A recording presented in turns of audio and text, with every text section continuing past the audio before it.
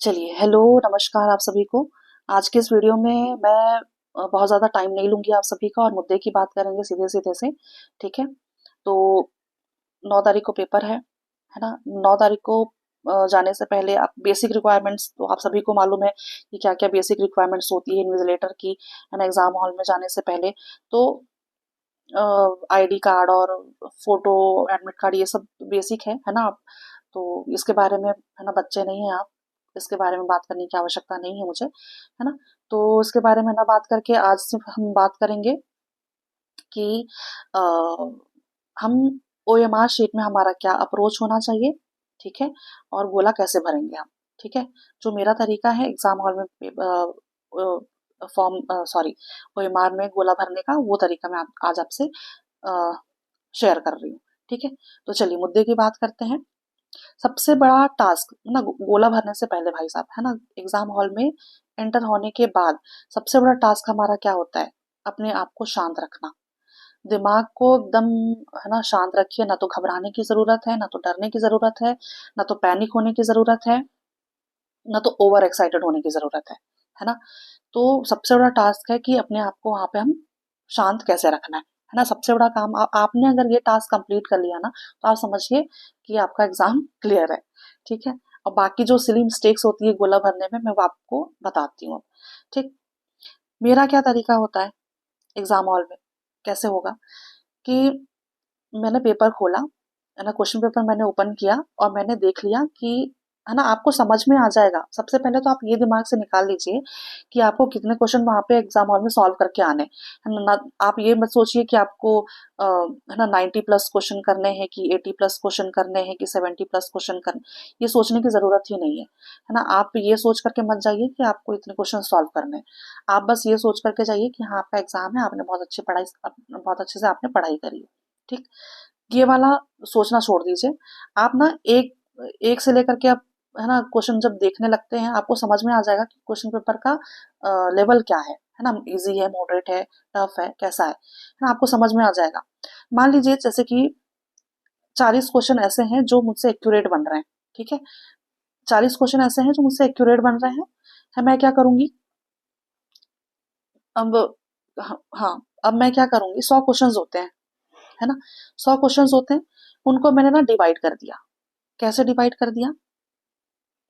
उनको मैंने डिवाइड कर दिया, जैसे कि 1 से लेकर के मैंने 10 तक किया, फिर मैं 11 से लेकर के 20 तक जाऊँगी, फिर मैं 20 से लेकर के 21 से लेकर के 21 से लेकर के 30 तक जाऊँगी, ठीक है? तो ऐसे मैं सॉल्व करना स्टार्ट करूँगी 100 तक। अब मैं क्या करूँगी? ये मैंने डिवाइड कर दिया, है ना? इसमें से मतलब 1 से 10, 11 से 20, 21 से 30 इस तरह से 100 तक चली गई। अब मैं क्वेश्चन पेपर की तरफ आती हूँ, है ना? मुझसे जो क्वेश्चंस बन रहे हो, जो मैंने बताया जैसे कि मुझसे 40 क्वेश्चंस ऐसे हैं जो मुझसे एक्यूरेट बन रहे हैं, है ना? तो मैं इन एक्यूरेट क्वेश्चंस को अ, 1 से लेकर के 100 क्वेश्चंस तो मैंने देखे, है ना? बट कुछ क्वेश्चंस ऐसे हैं जो मुझसे नहीं बन रहे हैं, जैसे कि मान लीजिए मुझसे दूसरा क्वेश्चन नहीं बन रहा है, मुझसे चौथा क्वेश्चन नहीं बन रहा है, मुझसे छठवां क्वेश्चन नहीं बन रहा है ना? तो उसको मैंने क्वेश्चन पेपर में, अब मान लीजिए दूसरा वाला जो क्वेश्चन है ये 50-50 वाले हैं। मतलब 4 ऑप्शंस में से 2 ऑप्शंस मुझे ऐसा लग रहा है कि ये तो पक्का नहीं है ना? और 2 ऑप्शंस ऐसे हैं जो डाउटफुल है ना? तो उस 2 नंबर के क्वेश्चन मतलब नंबर जहाँ पे लिखा होता है वहां पे मैं एक गोला लगा देती हूँ, ठीक है? ताकि जब मैं सेकंड राउंड में आऊं तब मैं इनको देख पाऊंगी, ठीक है? मुझे वापस से सेम क्वेश्चंस को देखने की जरूरत नहीं पड़े, ठीक है? तो ये एक मैंने गोला लगा दिया। अब मान लीजिए मैंने चौथा नंबर का क्वेश्चन है वो भी मुझे डाउटफुल है, बट मुझे मालूम है कि ये इसमें से एक तो पक्का मालूम है ना? 4 ऑप्शंस में से एक पक्का मालूम है कि ये वाला आंसर नहीं होगा, है ना? 3 बचते हैं क्या? 3 ऑप्शन। तो 3 ऑप्शंस में से है ना मुझे डाउट 3 ऑप्शन में मुझे डाउट है, तो मैं यहाँ पे चौथे नंबर पे 2 गोला लगाऊंगी, है ना? ये 2 गोला मैंने लगा दिए, है ना? तो अ, ये मेरा एक तरीका है सॉल्व करने का, ठीक है? अब मैं गोला भरने की तरफ आती हूँ। ये मैंने सारा सब कुछ देख लिया, एक्यूरेट एक्यूरेट वाले भी मैंने देख लिए हैं सारे। अब मैं गोला भरने की तरफ आती हूँ। क्या होता है? अ, पहला वाला बन रहा है मुझसे, दूसरा वाला बन रहा है, मतलब 1 2 3 4 यहाँ लिख देती हूँ मैं, है ना, 3 4 5 ये मैं यहाँ पे 10 OMR शीट में 1 से लेकर के 10 तक मुझे सॉल्व करने हैं, है ना।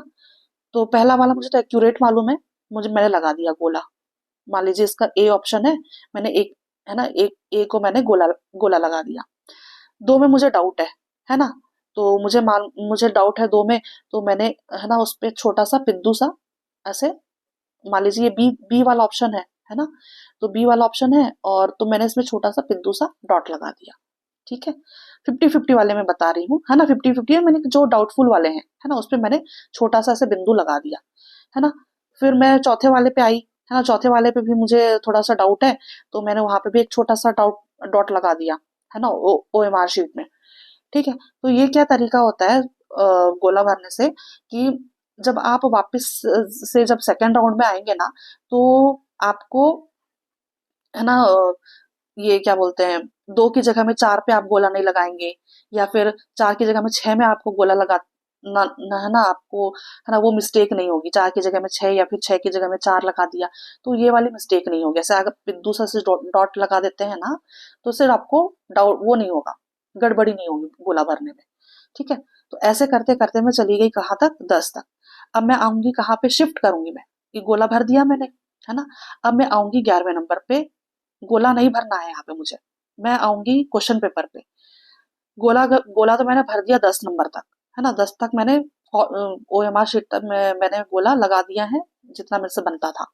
अब मैं आगे क्वेश्चन पेपर पे 11 से लेकर के मुझे 20 तक सॉल्व करना है ना। अब मैं देखूंगी कि, है ना, ये क्या, इससे गोला भरते वक्त ना आपको शिफ्टिंग जब आप कर रहे हैं, है ना, तो देखिए क्या होता है, जब आप पढ़ाई भी करते हैं ना, तो 40 to 45, मेरे साथ होता है ये चीज, 40 to 45 मिनट्स में ना मैं 40-45 मिनट से ज्यादा ना मैं नहीं पढ़ पाती हूँ, है ना। मेरा दिमाग मतलब घूमने लगता है, इधर उधर भटकने लगता है, तो फिर मुझे ना थोड़ा सा नैप लेना पड़ता है, या फिर थोड़ा सा माइंड डाइवर्ट करना होता है। तो 40 से 45 मिनट ऐसा होता है कि मैं एक्यूरेट नहीं बैठ सकती हूँ, मुझे शिफ्टिंग करनी होती है। तो जब आप गोला ऐसे भरते जाते हैं ना, 10 तक आपने भरा, फिर जब आप शिफ्ट करेंगे ना, तो आपका दिमाग थोड़ा सा अलग जाएगा, डाइवर्ट होगा। फिर आपको जो सिली मिस्टेक्स होती है ना, इधर का उधर वाला गोला भरना, वो नहीं होगा, है ना। तो फिर मैं वही सेम एज इट इज, है ना, मैं, है ना, 11 से लेकर के 20 तक का क्वेश्चन देखूंगी क्वेश्चन पेपर में। फिर उसके बाद, हाँ, मुझसे ये बन रहा है, मुझसे ये बन रहा है, मुझसे ये बन रहा है, उसके बाद फिर मैं गोला भरना, फिर से 11 से लेकर के 20 तक गोला भरना स्टार्ट करूंगी, सेम एज इट इज।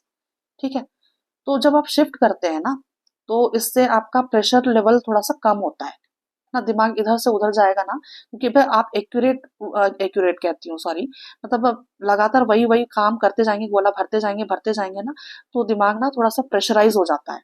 दिमाग में थोड़ा सा वो होता है कि इधर का उधर उधर, क्योंकि फिर नजर इधर उधर जाती है ना। आप क्वेश्चन पेपर में देखा आपने, फिर गोला तरफ देखा आपने OMR शीट में, फिर आपका क्वेश्चन पेपर की तरफ ध्यान जाता है, फिर आपका OMR शीट में ध्यान जाता है ना, तो इधर उधर आंख, इधर उधर आंख ना, मतलब शिफ्ट होता है ना, तो उससे मतलब गड़बड़ी हो ही जाती है। इससे बेटर है कि आप भी, आप आपसे 10 कम लग रहे हैं, आप उसको थोड़ा क्वेश्चन का लेवल, मतलब क्वेश्चंस और बढ़ा दीजिए, या तो फिर जैसे कि 1 से लेकर के 5 तक पहले सॉल्व कीजिए, फिर 5 से लेकर 6 से लेकर के 10 तक, या तो फिर 1 से लेकर के 15 तक कीजिए, फिर उसके बाद 16 से लेकर के 31 तक कीजिए, आपको जैसा सुविधा लगे, है ना। बट ये एक तरीका है क्वेश्चन पेपर सॉल्व करने का, मतलब मेरा एक तरीका है ना। और सीधी सिंपल सी बात है, जब तक आपका दिमाग नहीं शांत रहेगा, आप, है ना, लॉजिक नहीं लगा पाएंगे, है ना। बहुत सारे क्वेश्चंस ऐसे होते हैं, जैसे कि मान लीजिए 40 क्वेश्चंस आपने सॉल्व किए हैं। ठीक है, 40 क्वेश्चन सॉल्व करने के बाद आपका क्या होगा कि, है ना, आपने इतना तो कर दिया है, रिस्क तो आपको लेना ही है ना, रिस्क आपको लेना पड़ेगा, रिस्क आपको लेना है ना, आपको क्वेश्चन सॉल्व करने हैं। कुछ क्वेश्चंस तो ऐसे होते हैं, मान लीजिए 10 क्वेश्चंस ऐसे हैं जो आपको बिल्कुल भी नहीं मालूम है, उसको आपको छूना भी नहीं है ना, जो आपने पढ़ा ही नहीं है, देखा ही नहीं है, कभी सुना ही नहीं है, उसके बारे में आपको सोचना नहीं है ना। लेकिन जो आपने पढ़ा हुआ है और आपको डाउटफुल है, तो उस पर तो आपको रिस्क लेना पड़ेगा। ठीक है, तो रिस्क लीजिए। एलिमिनेशन मेथड जिसको बोलते हैं, जिसको जो मैंने बोला, है ना, 50-50 वाले, और इस तरह से, तो उसको आपको रिस्क लेना। तो रिस्क लेने के लिए आपको सीधी सिंपल सी बात है, आपको दिमाग को शांत रखना है ना। एग्जाम हॉल में 40% ऐसा होता है जो आप पढ़ करके गए होते हैं, वो आपसे बनता है, लेकिन 60% ऐसा होता है कि सिर्फ दिमाग का खेल है। जब अगर आपने है ना, आपने दिमाग लगा दिया, है ना, तो आप इसका मतलब कि आपने एग्जाम क्लियर कर दिया। ठीक है, आप किसी भी टॉपर को उठा करके, है ना, उसका चिट्ठा आपसे आप पूछ लीजिए, है ना, जब तक उन्होंने रिस्क नहीं लिया होगा ना, क्या कहना चाहिए, जब तक मतलब एग्जाम हॉल में उन्होंने भी रिस्क लिया है, जो टॉपर है वो भी रिस्क लेता है ना, और जो इंट्यूशन आपका कहता है ना, दिल कहता है ना, वो आपको करना ही पड़ेगा। ठीक है, और फिर 40 क्वेश्चन को करके तो आप भाई मेरिट में आपका नाम नहीं आ सकता ना, आपको रिस्क लेना ही पड़ेगा। ठीक है, तो एग्जाम हॉल में सिर्फ दिमाग का खेल होता है, और लास्ट के जो 40-45 मिनट्स होते हैं ना, इसी में ही आपका ये दिमाग का, है ना, यही जो 40-45 मिनट्स में आपको अपना दिमाग को शांत रखना है, यहीं पे आपको ये 40 से 45 मिनट में आपको दिमाग लगाना है, और यहीं पे आपको रिस्क लेना है, और यहीं पे आपको क्वेश्चन सॉल्व करना है। तो लास्ट का जो 40 से 45 से 50 मिनट जो होता है ना, वो आपका, आप ये समझिए, वो आपका एग्जाम मतलब प्रीलिम्स डिसाइड करेगा कि आपको सब प्रीलिम्स क्लियर करेंगे कि नहीं करेंगे। ठीक है भाई, आप अधिकारी के पोस्ट में जाने वाले हैं, है ना, प्रेशर में आप नहीं काम करेंगे तो आपका कुछ होना जाना नहीं है। ठीक है, तो प्रेशर में काम करना आना चाहिए, है ना, प्रेशर में काम करना इसी को कहते हैं, दिमाग लगाना इसी को कहते हैं, कि लास्ट का जो 40 से 45 मिनट होगा ना आपका, है ना, यही आपका फ्यूचर डिसाइड करेगा एग्जाम हॉल में।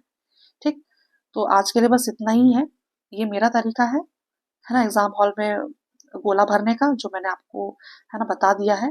ठीक है, तो इस तरीके से आप, अगर आप क्वेश्चन ओएमआर शीट जो भरते हैं ना, भरेंगे तो आपका, है ना, मिस्टेक नहीं होगा। ठीक है, तो उम्मीद करती हूँ कि ये वाली वीडियो से थोड़ी बहुत मदद मिलेगी आपको एग्जाम हॉल में।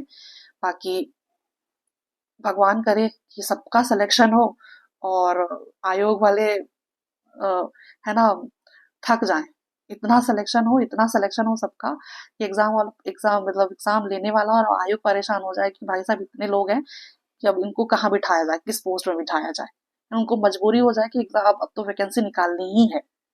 ठीक है, तो चलिए, बस आप सभी को एग्जाम की हार्दिक शुभकामनाएं। धन्यवाद, शुक्रिया और आभार।